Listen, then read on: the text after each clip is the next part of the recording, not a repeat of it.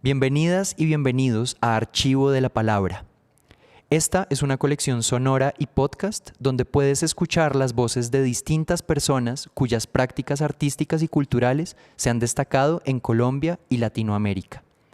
Aquí escuchamos la lectura de textos literarios en la propia voz de sus autoras y autores y, ocasionalmente, conversamos acerca de sus búsquedas estéticas. Como este es un proyecto que se transforma, en esta tercera temporada nos enfocamos en la lectura atenta de poemas de escritoras y escritores colombianos. Caminamos entre los poemas para entender las preguntas que se han hecho en torno al lenguaje y a la vida. Recuerda que los textos que vamos a leer están disponibles en la descripción de este episodio. Mi nombre es Juan Afanador.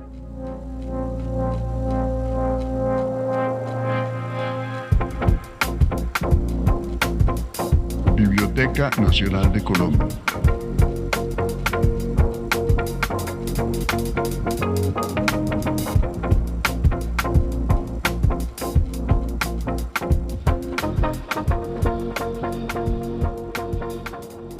Hola a todas y a todos, gracias por escuchar Archivo de la Palabra. Hoy estamos grabando desde la sala de lectura del Fondo Antiguo de la Biblioteca Nacional de Colombia y tenemos la enorme alegría de contar con la presencia de Tania Ganitsky. Tania es una escritora que tiene una muy reconocida trayectoria en Colombia y en otras partes de Latinoamérica.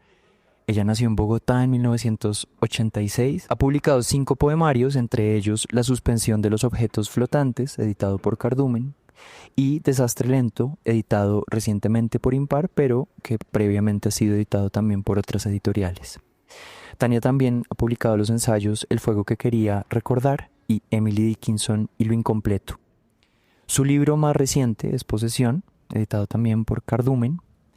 Tania es doctora en Filosofía y Literatura, profesora de la Pontificia Universidad Javeriana de Bogotá y coedita el fanzine La Trenza.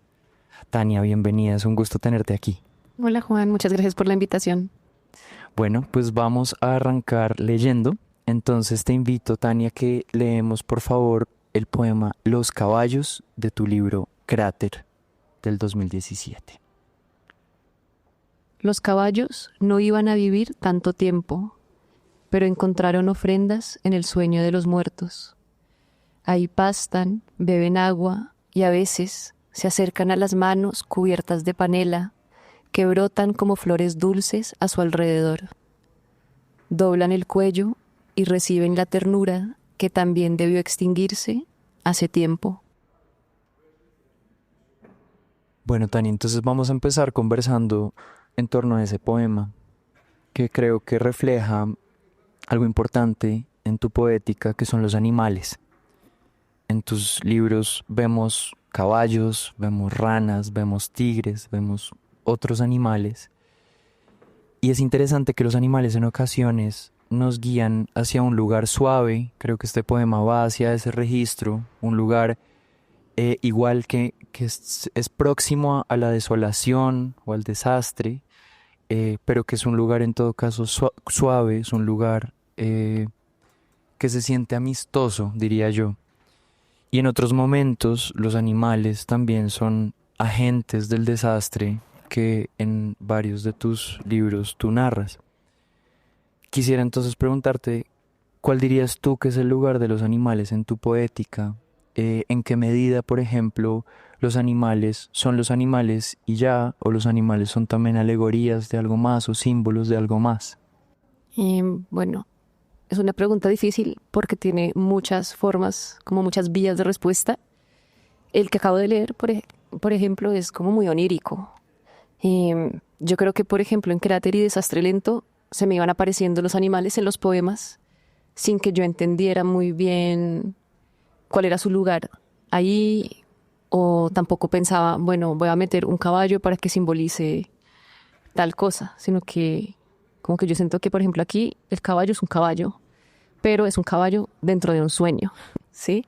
Y es un caballo fantasma también, porque está en el sueño de los muertos, ¿no? Entonces, en Cráter y Desastre lento, creo que en ambos casos yo sentía como que el mundo o muchos mundos ya se habían acabado. Y entonces estos animales eran la suerte de remanentes de ternura, pero también una suerte como de testigos de una vulnerabilidad. Y un momento para mí muy importante en Desastre Lento y en Cráter, en que los animales, también nosotros, los humanos, ¿no? Estábamos conectados por nuestra finitud, por nuestra vulnerabilidad y por nuestros cuerpos.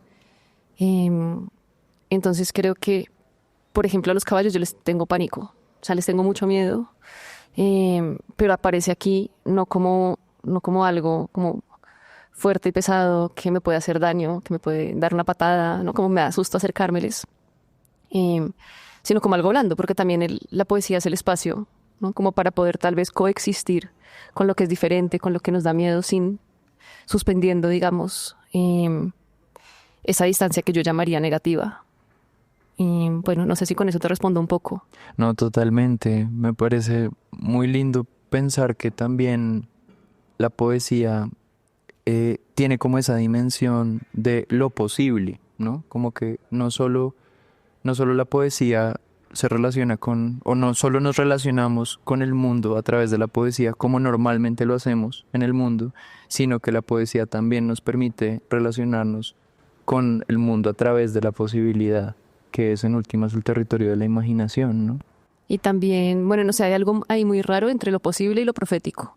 También porque digamos que en Desastre Lento menciono un montón de animales que yo tal vez no conocía, aunque sabía de ellos, ¿no? Como el venado de cola blanca, ¿no? Como animales, el oso de anteojos, como de repente aparecieron ahí un montón de animales de páramo.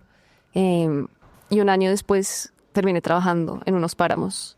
En Colombia yo sentía, ya entiendo a dónde me estaban llevando estos poemas. Entonces creo que eso es lo lindo, digamos, y lo que uno desea con toda la literatura, y es que abriendo otras posibilidades, ojalá fueran todas esas como profecías, ¿no? Como que realmente se pudiera cumplir, que uno dejara de tenerle miedo, pues en este caso a un caballo, o bueno, a un otro que pensamos que nos puede hacer daño, o lo que sea, en esos espacios. Y a partir de esos espacios, pues en la cotidianidad.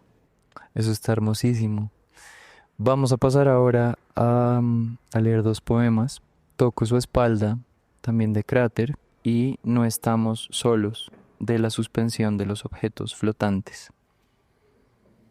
Toco su espalda mientras duerme y yo escribo. Nunca he escrito tocando a alguien. Ahora soy dos cuerpos menos. No estamos solos. Nos soñamos y al despertar a veces nos contamos y a veces no. Hay secretos entre nosotros, secretos y temores tristes. Pero sobre todo hay reflejos del agua del canal serpenteando en las paredes y las mañanas en que perseguimos sus formas juntos. Ahorita hablabas del sueño y me parece que es un muy bonito preámbulo para llegar a estos dos poemas, que me parecen muy interesantes porque en el encuentro del cuerpo propio con el cuerpo de otra persona, que ocurre como en el marco de un espacio de intimidad, me parece muy interesante que en tu poesía ese encuentro suele estar atravesado por el sueño y como por una suerte de desvanecimiento. Ese desvanecimiento, dices en Toco su espalda, se parece también a la experiencia de la escritura, ¿no? Como desvanecerse, no estar, como la relación entre la presencia y la no presencia. Entonces te quería preguntar, Tani, si nos puedes contar un poco cómo ves de alguna manera esa relación entre el sueño y el compartir la intimidad con otra persona a través de la poesía. ¿Qué hay ahí en esa búsqueda y qué has encontrado? Porque identifico que en otros poemas también se repite esa relación yo, otro u otra y sueño. Entonces, cuéntanos un poco sobre eso. Y bueno, primero me parece muy lindo que te detengas en eso porque estoy obsesionada. O sea, como que es algo que me parece demasiado hermoso y como posible e imposible a la vez. Va a empezar como muy literal y después llego a la poesía, y un poco cursi también.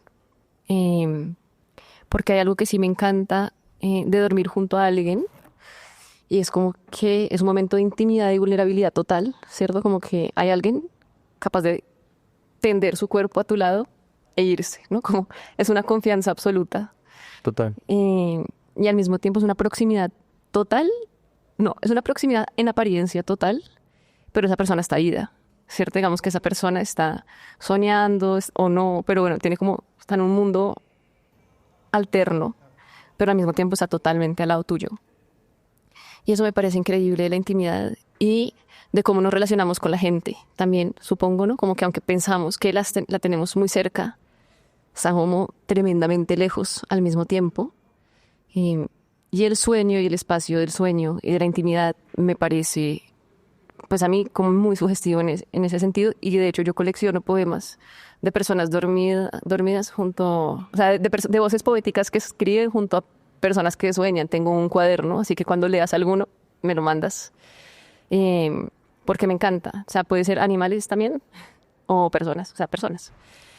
Entonces, bueno, eso por ese lado. Y con respecto a la poesía, pues supongo que también, digamos que a mí esa tensión entre la cercanía y la distancia es algo que ya desde como la academia, si se quiere, también he estudiado como en formas de envío en la poesía con Dickinson, con Celan, que son formas como de escritura en las que el silencio, por ejemplo, como que pone como una tranca, ¿sí? Es como, bueno, este sentido está aquí, dispuesto para ti, pero también hay cosas que no vas a entender.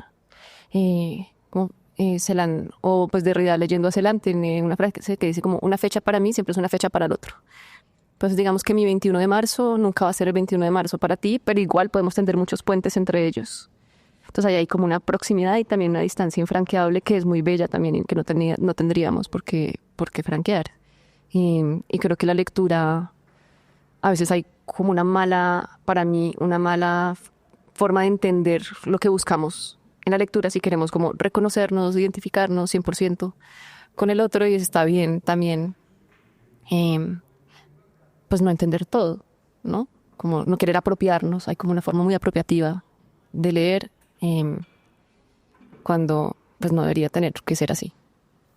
Eso está súper interesante, ¿no? Como también me lleva a pensar que muchas veces se piensa, y más adelante vamos a leer poemas que van para allá, muchas veces se piensa que digamos que el límite del lenguaje con respecto al mundo o se experimenta desde la tragedia o se experimenta como desde la deficiencia.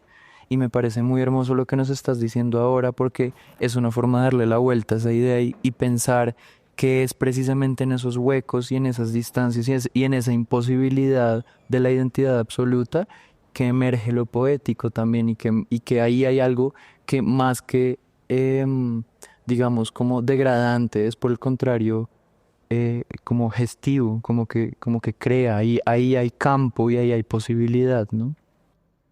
Sí, o sea, es como dejar el espacio para lo relacional y no cerrar eso como con un absoluto.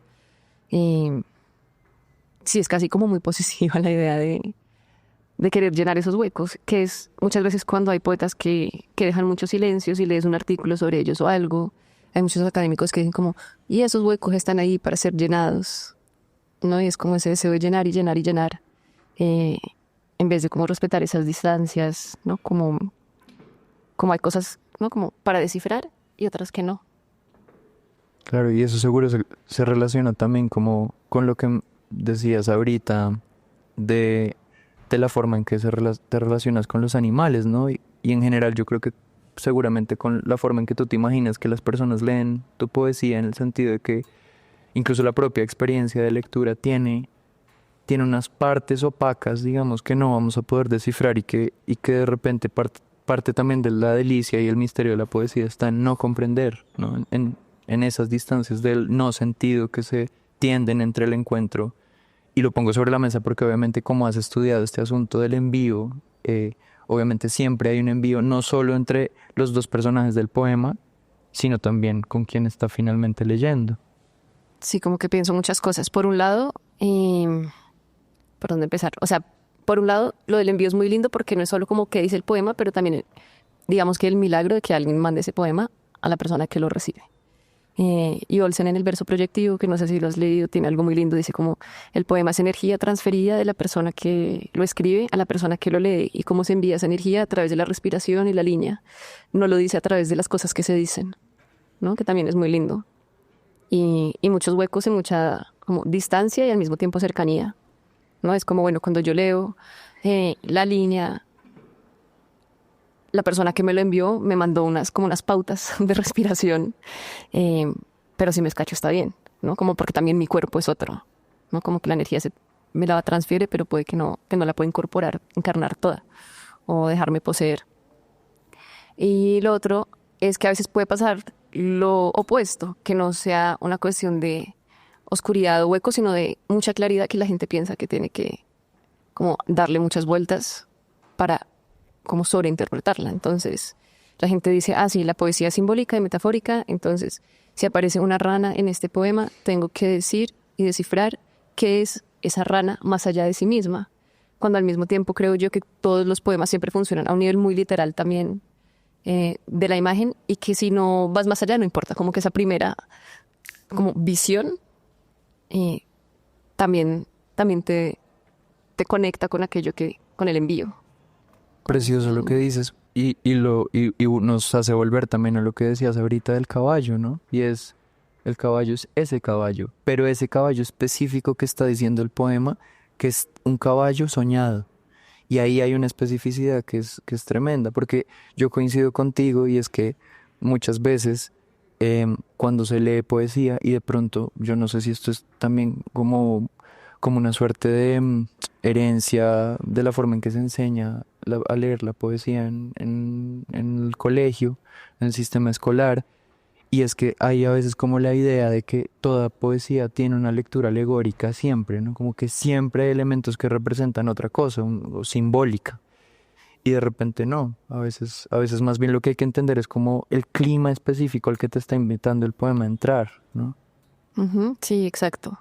Y eso es muy chévere, digamos, desde la enseñanza de la poesía, cuando tú ves que la gente le pierde el miedo o la pereza a leer poesía porque de repente entienden que se están sobreesforzando, ¿no? Como pensando de una manera mucho más retórica el poema, y que es casi como ver una pintura o ver algo.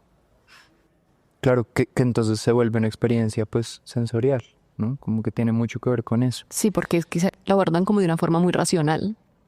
De acuerdo. Vamos a ir ahora a leer Teoría lírica de Desastre Lento, el poema Triste de Rara, Trisulfuro de Rara también y Llamas blandas de Posesión. Y teoría lírica. Escogiste unos poemas rarísimos. Pero me parece chévere, o sea, por eso no te dije nada. O sea, el poema que me estás pidiendo se llama Teoría lírica en la primera edición de Desastre Lento, pero en la última de Impar hicimos varias revisiones y lo quité porque me parecía muy contundente y determinante. No, no creo que no tengo una Como teoría que lírica. cerraba. Sí. O sea, me cerraba a mí, como que ansiedad tener una teoría lírica y que sean estas dos líneas. Y va. La respiración de los animales dormidos simula la cadencia del fuego, pero solo remueve la ceniza. Listo, ahora el poema Triste de Rara. El poema triste se mira en el fuego sin encontrarse, porque no es un espejo, no es un espejo.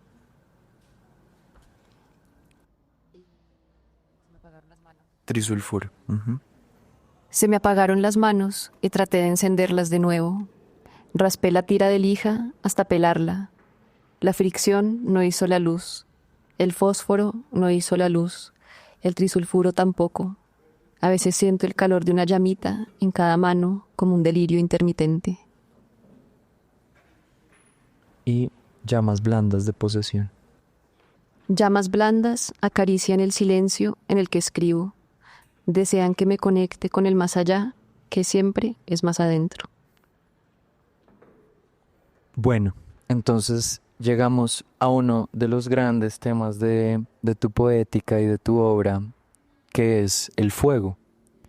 Y del fuego hablas precisamente en este ensayo tan bonito que se llama El fuego que quería recordar.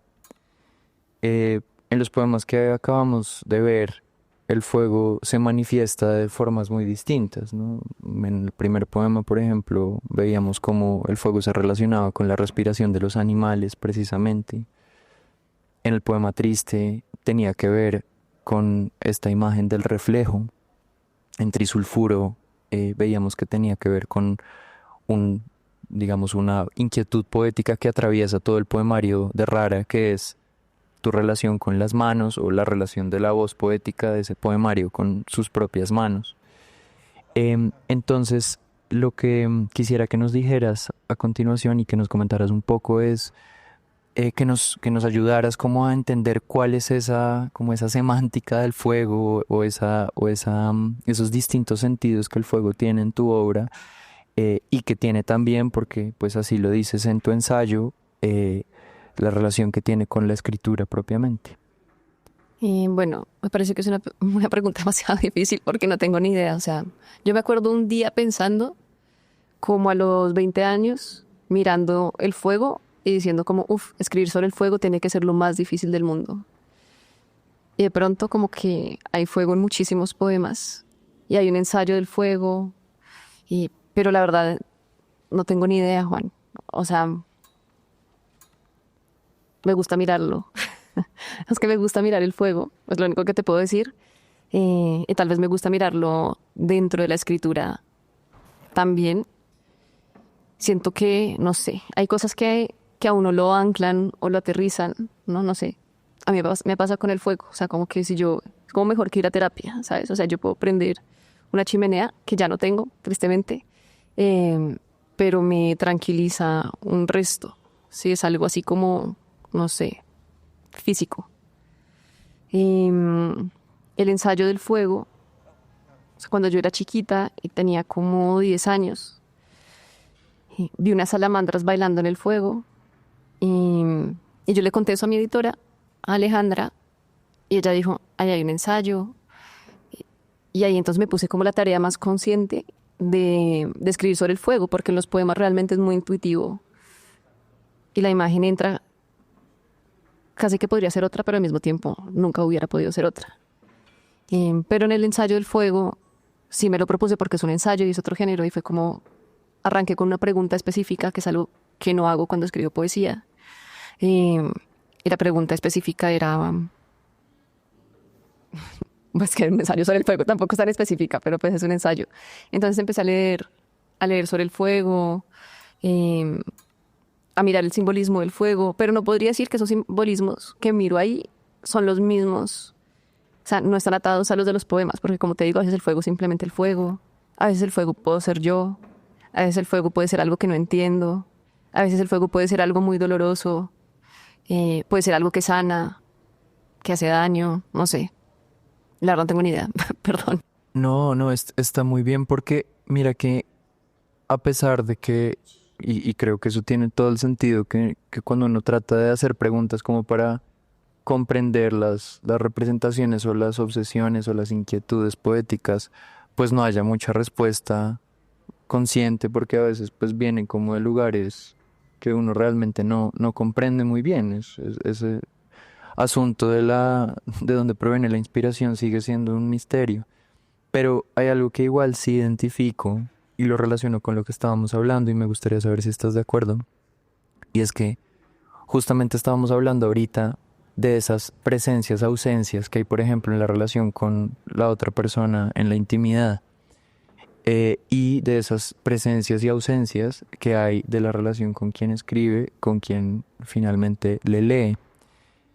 Y siento yo que hay algo en esa naturaleza de la luz del fuego que es una luz, o sea, lo pienso mucho en relación, por ejemplo, en comparación o en contraste con la luz eléctrica, que es como una luz absoluta, ¿sí? Es una luz que entrega todo, entrega la iluminación absoluta de un espacio.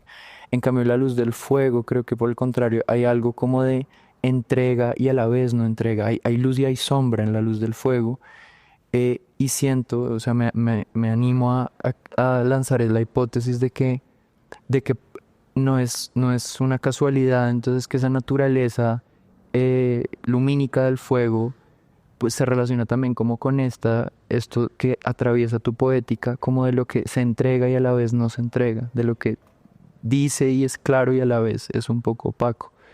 ¿Qué opinas de esa interpretación que me acabo de animar a formular? No, me parece muy bella, Juan.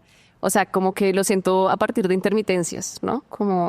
Ese concepto está súper Como lindo. sentidos intermitentes, envíos intermitentes y sí, como incluso simbolismos intermitentes, ¿no? Como que a veces puede ser, a veces no. También ahorita creo que hay otra presencia-ausencia muy importante que es como eh, también la que pasa entre la persona que escribe y la persona que habla en el poema, ¿cierto? Que es otra también, o sea, que es intermitente, también con relación a la figura de la escritora, la figura de la voz poética o del yo que está hablando en los poemas, ¿no? Como que a veces puede ser una ficción, a veces no, a veces incluso, aunque es una ficción, uno lo lee 5 años después y de repente es como claramente estaba hablando de tal cosa. Entonces esto está lindo y me gusta.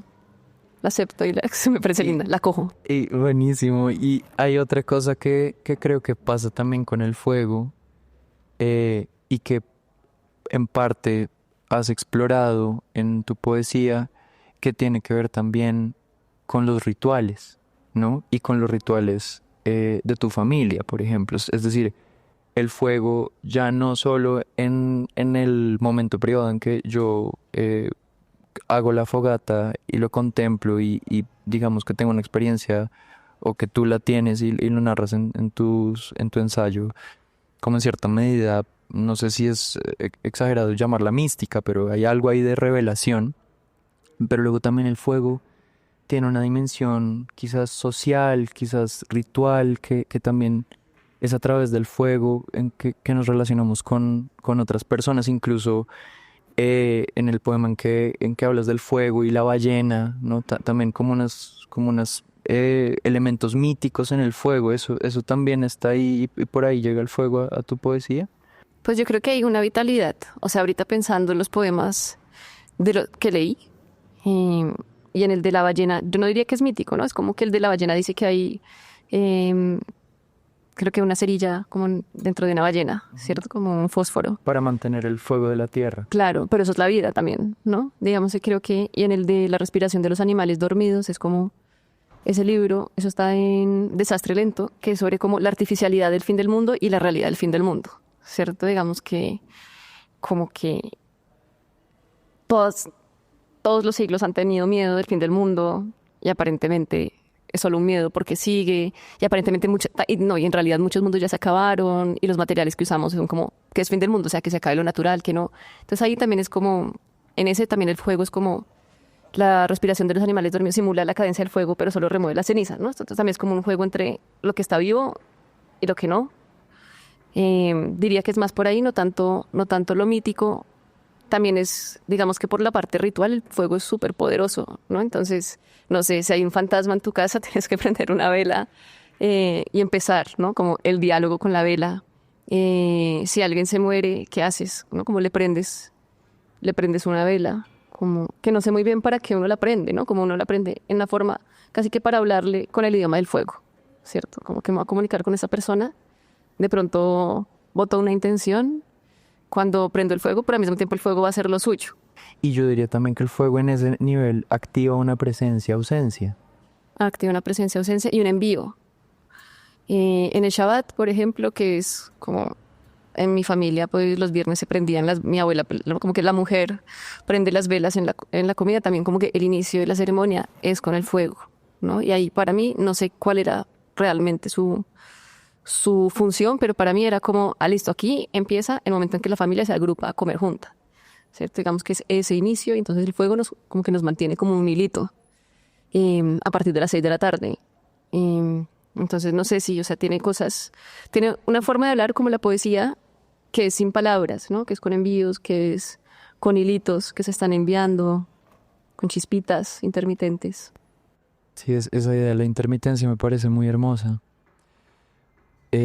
Vamos ahora a ir por otro camino. Vamos a leer Triángulo de las Bermudas, de Posesión, Un día, de Desastre Lento, y Perro para Ciegos, de Rara. La niña interior de terror escribe y disipa. No puede nombrarlo todavía, pero siente que las letras son formas dispuestas también para lo informe. Por eso traza una y otra vez palabras como oscuridad, triángulo de las Bermudas, Dios. Fusiona el terror con el misterio de las desapariciones. No puede nombrarlo todavía, pero siente que las letras son formas dispuestas también para lo informe. No para soltar los caracoles, sino para disolverlos con sal. No para congelar el tiempo, sino para derretirlo, y que pasado, presente y futuro escurran fundiéndose en una mancha pegajosa. Un día de desastre lento. Un día no tendré escritura. Sacaré la lengua como los colgados, inútilmente. Nunca dominé la gramática del fuego y mi idioma siempre se inclinó hacia las cenizas. Para entonces habré domesticado el silencio, que me seguirá como un perro. Listo. Y Perro para ciegos, de Roura. Ay, sí, gracias. Porque, o sea, yo la leo ese y me da risa cómo escribí eso, pero después Sí, justo para allá vamos. Sí, gracias.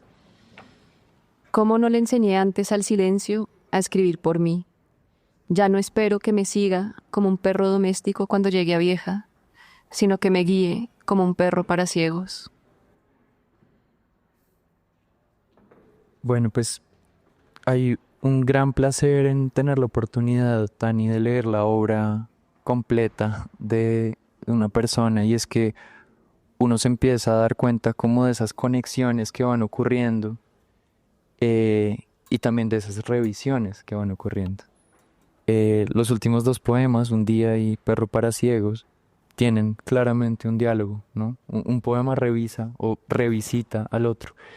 Pero en todo caso, antes de hablar de eso, quisiera que habláramos un poco sobre, en estos tres poemas que acabas de leer, hay una relación, siento yo, inestable con el lenguaje. Es decir, el lenguaje, y nuevamente creo que volvemos a lo mismo que hemos venido charlando ya. El lenguaje posibilita algunas cosas, pero también tiene muchos límites, tiene muchas imposibilidades, y el lenguaje todo el tiempo está colindando con el silencio. Creo que estos tres poemas nos hablan de alguna manera acerca de algo que es transversal en tu obra, y es cómo el lenguaje nos permite decir, pero también cómo el lenguaje a veces se acaba, a veces no alcanza, o a veces incluso hay poemas en los que el lenguaje permanece más allá del mundo, ¿no? Es como que hay una relación ahí entre la fuerza y la posibilidad del lenguaje, y también su imposibilidad. Quisiera que nos hablaras un poco sobre eso, cómo lo ves tú y cómo lo has trabajado a lo largo de tu obra. Y pues ahorita, digamos que el cambio del poema Desastre Lento a Rara tiene que ver con entender que el lenguaje es físico. Porque creo que hasta ese momento en que escribí Rara pensaba que era más mental, ¿sí? Como las palabras están en la mente. Y bueno, y también, siempre también en la escucha, que pues sí es físico, pero el silencio se hace también con la ausencia de palabras, pero no con la ausencia de cuerpo, por ejemplo, o con lesiones del cuerpo. Y cuando escribí Rara, pues pasé como un momento muy duro en que me lesioné las manos y me tocaba dictarle al computador los poemas o bueno, cualquier cosa. Y yo normalmente pues escribo muy intuitivamente, como he venido diciendo. Entonces la diferencia es que cuando tú le dictas al computador tienes que tener una idea y se la dictas al computador y como que la materializa. Pero no puedes ir como errante con las manos mientras van saliendo formas, mientras las formas, el juego con el informe, ¿no? Entonces como que eso para mí fue re duro, digamos que de aprender y de pensar que quizás no iba a poder seguir escribiendo porque mi cuerpo no me estaba permitiendo eso. Entonces, claro, yo te digo como, bueno, al comienzo, Desastre Lento y la conexión con los animales tiene que ver con la vulnerabilidad. O sea, lo que nos conecta a los humanos con los animales es la vulnerabilidad de nuestros cuerpos. Pero igual eso sigue siendo como mental. O sea, como sigue siendo algo que yo entiendo. Pero luego con Rara es algo que yo vivo. Sí, entonces como que ya esa vulnerabilidad de los cuerpos como que se encarna. Y el lugar donde se encarna son las manos. Y yo necesito las manos para hablar, porque soy escritora y soy poeta y no me funciona dictarle al computador. Entonces yo creo que eso fue un cambio muy fuerte y muy triste también. Y entonces en uno digo, voy a domesticar el silencio. Y en el otro es cómo me estoy sintiendo con una incapacidad, ¿sabes? Como necesito ahora que el silencio me guíe, no puedo hacer otra cosa. O sea, las palabras no me van a guiar. El silencio o sea, qué ilusa y qué idiota querer, como pensar que podría domesticar el silencio y qué idiota querer domesticar el silencio, cuando ahora parece que la única manera que voy a poder andar y echar como para adelante en la escritura de alguna manera imposible, es a través de eso. Y muy lindo pensar que si bien hay un vínculo ahí con el silencio no está domesticado, que hay igual como una relación de poder con el silencio, sino más bien el silencio es como una orientación y una guía, ¿no? Que permite ante esa incertidumbre, permite que el lenguaje avance hacia algún lugar. Porque normalmente era lo que decía al principio, el silencio y los límites del lenguaje siento que son vistos como, como algo trágico, es decir, como la imposibilidad y eso genera angustia. Pero siento que en el caso tuyo hay mucha comodidad y eso creo que es una parte muy bella de tu poética con lo insondable, que es el silencio en este caso y que es amigo, es un silencio amigo que guía y que no quiere someter. Tengo un pocillo de Clarice Lispector que dice que tiene una cita que no sé de qué libro es. Igual quiero decir que es alguien que le dio un resto, pero pues me acuerdo de esto porque está en mi pocillo y tomo ahí té a menudo. Y dice, solo lo indecible solo me será dado a través del lenguaje.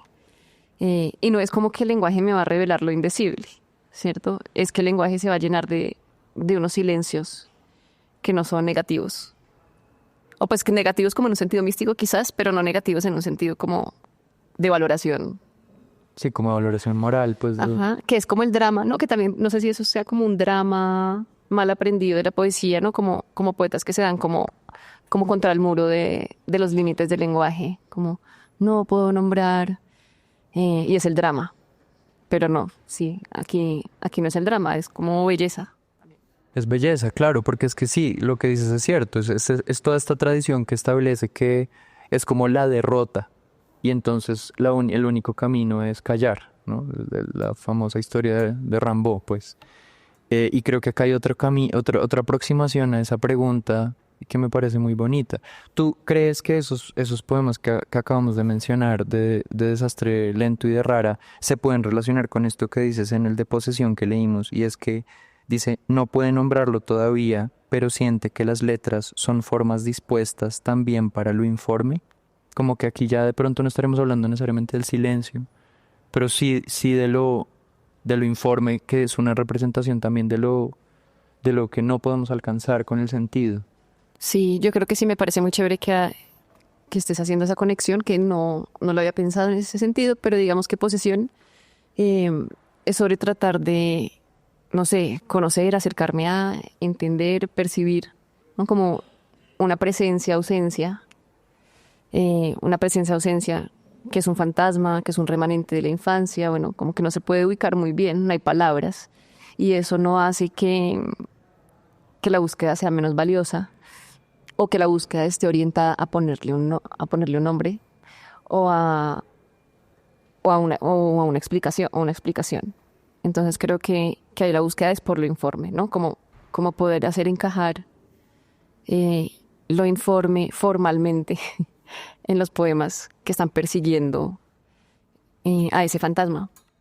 Claro, y esa persecución de ese fantasma es, de alguna manera, intuimos que está asociado a hechos de la vida, pero me parece que es muy bonito porque justamente la forma en que recuperamos, o sea, hablábamos justo como de lo posible y el campo de la imaginación, pero aquí también estamos hablando de otro campo que es el campo del recuerdo y de la memoria personal, eh, y que creo que también ahí hay todo ese espectro de la presencia-ausencia, ¿no? Como uno revisita los recuerdos y siempre que los revisita los transforma, ¿no? Que la neurociencia se ha pillado eso recientemente y también pienso que es como muy bonito que ahí también al final el asunto no es atrapar, que también tiene que ver tendría, creo, que ver con domesticar, sino más bien como el envío. O sea, esa creo que es una muy bonita imagen porque es como el intento, como que hay aproximaciones a ese recuerdo, a esa memoria,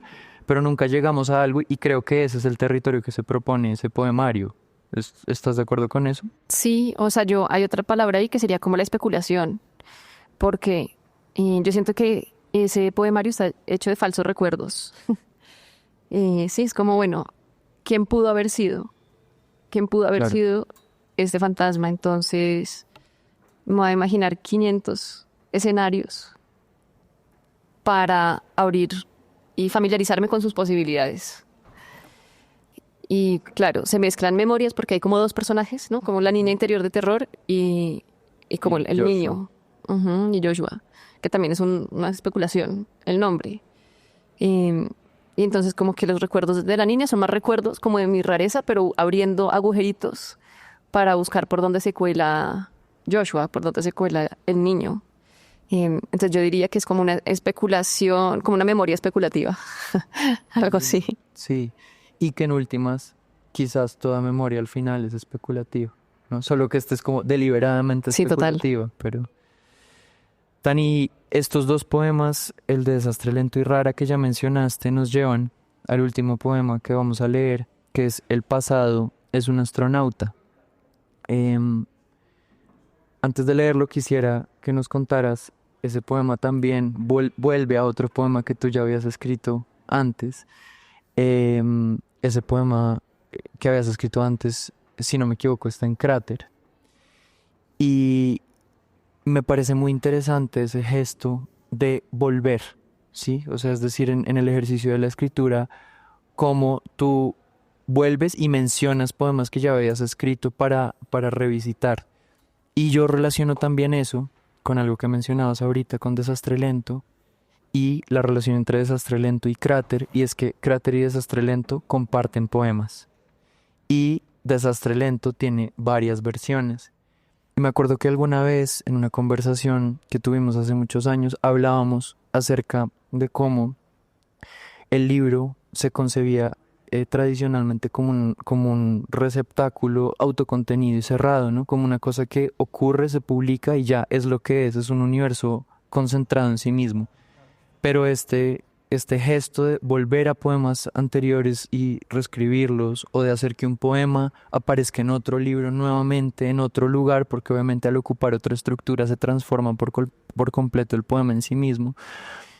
Ahí siento que hay también como una apuesta de tu poética, y me gustaría que nos hablaras un poco como sobre esa idea de ir y venir, de poemas que viajan de un libro a otro, de libros que yo presiento que son libros un poco más abiertos, que se disponen de una forma un poco más abierta al mundo. Y vale, entonces entre Cráter y Desastre Lento, como que, no sé si en Rara también, creo que solo en esos dos, como que saco un poema y lo pongo junto a otros. Y tiene que ver con eso, o sea, por un lado, por ejemplo, no, espérate, me enredé. O sea, hay dos caminos con esta pregunta. Uno que es una revisión de poemas a los que poemas del futuro le responden a poemas del pasado, ¿cierto? Que es como en el de Rara digo, qué soberbia fui y quién me creía yo, ¿no? Como qué persona como sin cuerpo me creía yo para escribir ese poema en Desastre Lento. Entonces en Rara como que le respondo con un poema nuevo que alude al poema viejo, como el poema de los astronautas que vamos a leer, al primer poema de Cráter. Y han pasado, no sé, o sea, pasaron de 2017 a como 2022 que escribí ese poema, o sea, muchos años, pero me acuerdo perfecto, o sea, como que la línea me embruja, sí, es como que no me suelta y tengo que como reivindicarme dentro de mi poesía. Eso por ese lado. Y por otro lado, hay poemas que saco de un libro y meto en el otro libro, porque los poemas del nuevo libro empiezan como a tirar hacia ese poema y a decirme como, hey, si ese poema viene acá, hace que todos estos poemas que van a estar cerquita hablen un poco distinto de la manera que estás buscando, porque cuando tú haces un libro, pues no estás insertando como poemas independientes en un libro, sino que estás creando, bueno, sí estás haciendo eso, pero en parte estás creando una circulación de sentido Como un sistema de entre relaciones. un sistema de relaciones. Entonces, había un sistema de relaciones en un libro con unos poemas, pero si sacas uno de esos poemas y lo pones en el otro, vas a crear nuevos sentidos. Entonces hay veces que algunos poemas me hacen mirar a otros libros o incluso a poemas que tengo, no sé, de pronto que no escribí en los últimos 3 años y estoy armando un libro nuevo, pero tengo por ahí poemas del 2004 o del 2007 que nunca metí en un libro y de repente un poema de acá es como, no sé cómo funciona la memoria ahí, pero un poema de 2025 me dice, este poema va a hacer que por fin ese poema que dejaste tirado en el 2007 tenga un sentido. Y funciona un poco así. Divino eso. ¿Y tú sientes que hay un comentario? Y te lo pregunto porque lo hemos hablado también a propósito de Emily Dickinson y toda la forma en que tú has estudiado su obra, que tenía mucho que ver como también con la idea de lo cerrado de un libro, o sea, es decir, ¿no? Como los textos de ella se cierran en un libro, se construye una versión oficial de su poesía, o se dispersa en estas hermosas nadas que ella escribía, que son esos papelitos y esos poemas escritos en sobrecitos y en tiquetes y demás. Entonces mi pregunta va a si eso también tiene como una reflexión paralela que tiene que ver como con lo que un libro puede ser en términos de cerrado y abierto. Sí, pero no sé si tanto de cerrado y abierto, en este caso en particular, aunque obviamente me gusta mucho más la idea de que los libros sean abiertos, sino como de lo nuevo, de que un libro siempre tenga que ser nuevo, o sea, que todo tenga que ser nuevo y brillante y resplandeciente y como cada libro estrene todo, ¿sabes? Y creo que cuando tuvimos esa conversación yo te dije, o no sé si esto sea verdad, pero yo había escuchado que Pedro Lastra, ese poeta chileno, siempre escribía el mismo libro y como que le metía poemas nuevos y publicaba el mismo libro con poemas nuevos. Y creo que te dije, a mí me da envidia eso. Y uno, como para concursos y cosas así, premios, tiene que hacer cosas inéditas. Y lo inédito, pues, es una condición que no permite que saques de un libro y pongas algo en otro. Pero claro que si estás sacando un poema de un libro a otro, pues sí hay una apertura de sentido de un libro al otro, ¿no? Y ya empiezan como unos vasos comunicantes dentro de la misma obra poética, en que cada libro no está cerrado sobre sí mismo, sino que hay un diálogo constante. Claro, sí me parece hermosísimo porque no había pensado que además de ser como un comentario sobre el libro, como concepto y lo inmaculado que ha sido el libro en nuestra historia occidental, pues también hay ahí como un comentario un poco como a la velocidad del capitalismo, un poco yo siento, ¿no? Como que estás hablando de una forma de reciclaje a través del lenguaje que me parece muy hermosa. Sí, es reciclaje. Y como reciclaje, como hacer algo nuevo, o sea, como algo distinto con ese material. Al transformarlo. Transformarlo. Bueno, pues vamos a leer el poema. Vale. Por ejemplo, ese poema yo lo escribí para Giovanni Vargas. Fue un artista nominado al premio Luis Caballero, creo que en 2021, con una obra que se llamaba Rojo. Y nos contactó a 3 escritoras para hacer como un librito acerca de la expo, pero creativo. Y la expo era sobre Marte. Entonces él hizo, la verdad era una obra colaborativa. Creo que por ahí 15 artistas participamos. Y ese libro, entonces ese poema, por ejemplo, no encuentra el libro. Sí, como que lo tengo suelto. Salió como en ese catálogo, pero como que todavía no encuentro como ¿cómo lo dijiste tú? No me acuerdo. Bueno, como sus vecinos de sentido, ¿no? Sí, como su sistema de relaciones. Su sistema de relaciones. Yo pienso que como puede ser como una especie de sistema planetario, como ¿no? Su galaxia. Exacto. Entonces, por eso, por ejemplo, el epígrafe de Tracy K. Smith es de un libro que se llama La vida en Marte, porque era originalmente como para una expo sobre Marte. No sé si luego se lo deje, si no. El epígrafe dice, discretamente, todo se va eclipsando.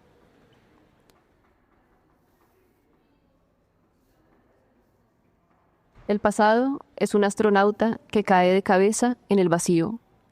La verdad es que primero escribí, el pasado es un ángel que cae de cabeza en el vacío. Lo corregí, ya no un ángel, sino un astronauta, también anticuado, pero menos lírico. Un pasado nuevo. Me lo hizo ver José cuando puso el grabado de un astronauta flotando en el espacio junto al poema. A veces uno hereda símbolos según el género literario que toma tiempo desnaturalizar. Aunque hay unos en el Antiguo Testamento, nunca oí a mis parientes judíos hablar de ángeles. Pero de astronautas se hablaron mi bisabuelo y mi abuelo. Venían de la Unión Soviética, que también cayó de cabeza en el vacío. El astronauta sustituyó el ángel y como sustitución del ángel también era el pasado. El pasado es un astronauta que cae de cabeza en el vacío. Cuando mi bisabuelo cumplió 13 años en Kamenets-Podolsk, después de su bar mitzvah, soñó con salir disparado en un cohete hacia el espacio en un pesado y bultoso traje de astronauta, que no se parecía en nada a los de los comunistas y antisemitas que lo desterrarían décadas después. Despertó pensando que era un insecto intergaláctico, ancestro futurista de Kafka. Cuando mi abuelo cumplió 13 años en Jotín, la noche después de su bar mitzvah, soñó con salir disparado en un cohete, lejos de los comunistas y antisemitas, hacia el espacio en un pesado y bultoso traje de astronauta. Despertó creyendo que era parte de un ejército onírico y mesiánico que salvaría a su pueblo. Cuando mi papá cumplió 13 años en Bogotá después de su bar mitzvah, soñó que salía disparado en un cohete hacia el espacio en un pesado y bultoso traje de astronauta. Cuando despertó, corrió a abrir todos los regalos que habían dejado en el baúl del carro después de la fiesta, a ver si encontraba el disfraz con el que había soñado. Y cuando no lo encontró, lloró tanto que mi abuela le encargó uno a unos parientes que migraron a Nueva York con parches de la NASA y todo. Mi bisabuela, mi abuela y mi tía jamás soñaron con viajar al espacio, sino con hundirse en la Tierra. Desde ahí miraban el mundo de arriba y afuera, usando la base de los tallos como telescopios. Mi mamá no soñó con ser astronauta, sino un rover mecánico y frío, programada para amplificar una canción de cuna una y otra vez, hasta dormir hijas y enemigos en tierra roja y que no despertaran jamás. Falló. Desperté ingrávida y flotante, sin antes ni después, dentro de los sueños sangrientos de mis antepasados. Sobreviví con su ternura y su frialdad. Es muy bello ese poema, Dani, y quisiera finalizar haciéndote una pregunta que me parece muy interesante y misteriosa, y es que a lo largo de la gran mayoría de tus libros, tú has trabajado con ilustradoras o ilustradores, y me parece que hay algo muy bonito en la transformación de este poema, y es que esa transformación ocurre en parte a través del diálogo con el ilustrador, porque tú escribiste el poema que refería originalmente a un ángel, el ilustrador hizo un grabado, ¿verdad?, de un astronauta cayendo, y en esa relación como paratáctica, ¿no?, como de una cosa al lado de la otra, que ya es un sentido que está dentro de Cráter, o sea, ese sentido ya existe en ese libro, tú de alguna manera lo revisitas y lo trabajas a través del lenguaje. Entonces quisiera finalizar preguntándote cómo ha sido para ti esa experiencia de escritura con imagen,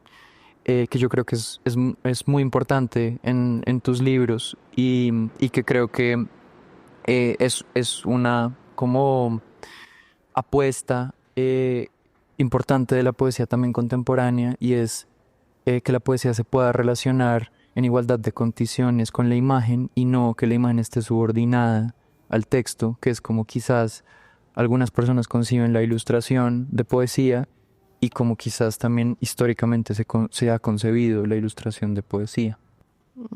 Listo. No sé por dónde empezar. Hay una cosa muy práctica, digamos, por la que muchos de mis libros tienen imágenes, y es que publico con Cardumen, y Cardumen sí o sí hace como poemarios con imágenes. Eso también tiene una razón muy práctica, es porque Alejandra dice que venden mejor. Sí, digamos que eso por un lado. Por otro lado, también me encanta lo que sucede, digamos, que en las editoriales independientes, y es que uno trabaja en equipo, ¿cierto? Uno no manda un manuscrito y de repente te mandan el libro para que lo revises, para impresión y ya, sino que uno arma el libro de manera conjunta. Y cuando uno hace un libro con imágenes, más que ilustrado, entra otra persona. Entonces entra el artista o la ilustradora, según el campo del que venga. Y entonces entre las tres personas arman el libro.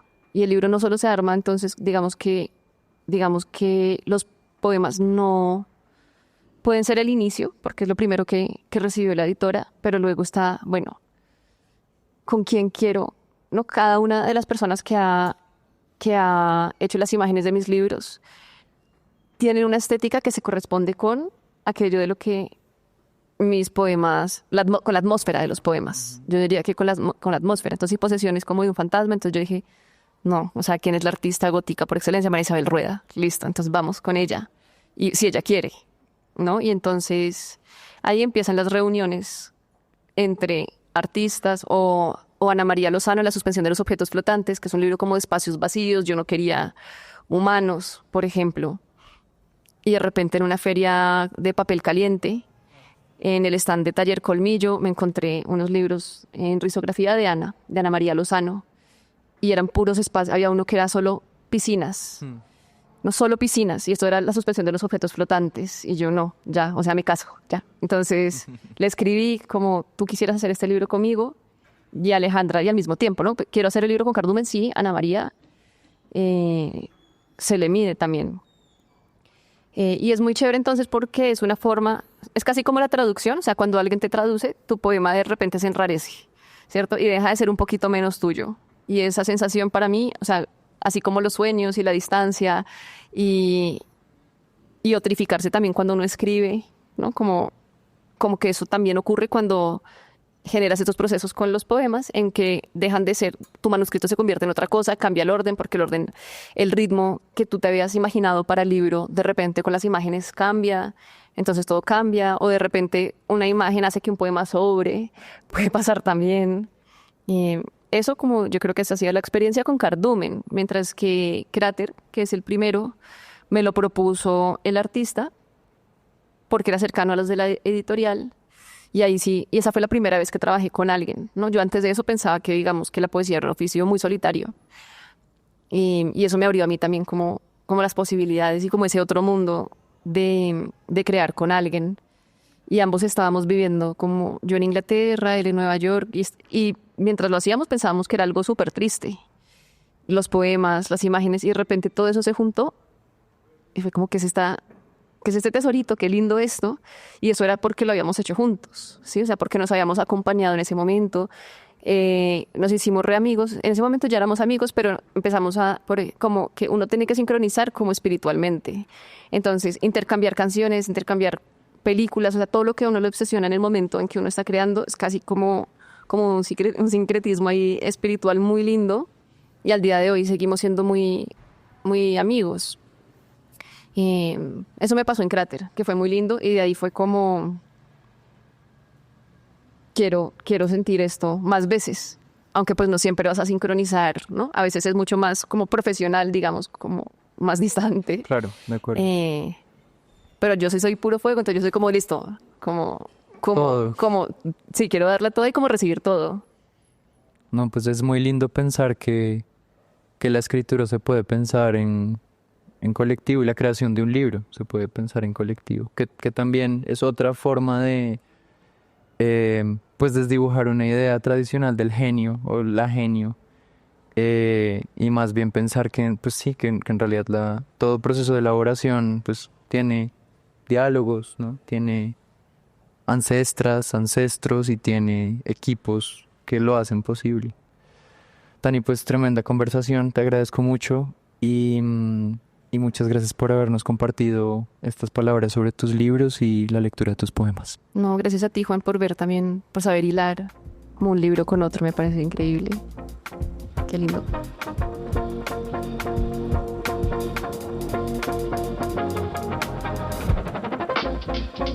Gracias por escucharnos.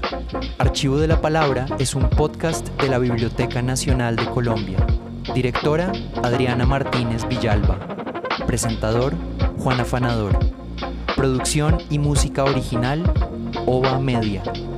Líder del equipo de comunicaciones, Juan José Cuellar. Estratega digital, Vanessa Velázquez.